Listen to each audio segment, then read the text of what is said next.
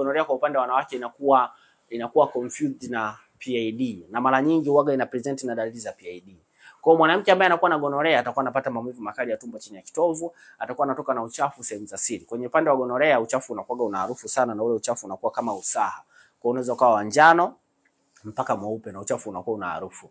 Lakini kingine ni kwamba mwanamke anakuwa anapata maumivu wakati wa tendo, kutokana na kwamba wale wadudu wa gonorrhea huwa wanashambulia sehemu za mwanzo, kuanzia kwenye sehemu za uke mpaka kwenye sehemu ya mlango wa kizazi. Kwa hiyo mwanamke anaweza kawa na ukavu na michubuko kwenye kuta za uke, kitu ambacho kinaweza kumsababisha anapata maumivu anaposhiriki tendo. Kingine na kitu ambacho huwa kinatokea specifically kwa mtu ambaye anakuwa na gonorrhea ni majipu ya sehemu za siri.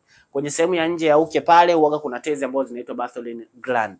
Zile Bartholin gland huwa zina kazi ya kutengeneza uteute ili kuweza kumsababisha mwanamke asiwe mkavu. Sasa kwa kuwa gonorrhea, wadudu wa gonorrhea huwa wanaanza kushambulia the lower part of the female reproductive system. Sasa wanawake wanaokuwa na gonorrhea huwa wanaanza kupata majipu kwa sababu zile tezi huwa zinaanza kushambuliwa na huwa zinatunga usaha. Kabla hazijatunga usaha, zinaweza zikaanza kutengeneza majimaji na zikatengeneza viuvimbe ambavyo vinakuwa na maumivu au havina maumivu. Kwa at that point huwa inaitwa Bartholin cyst. Lakini baada ya muda huwa zinakuja kutunga usaha, zinatengeneza Bartholin abscess na inaweza ikapasuka kuanza kutoa usaha. Actually unakuwa na kidonda pale, ni kama jipu lililopasuka. Kwa hizo ndo dalili za gonorrhea kwa upande wa mwanamke.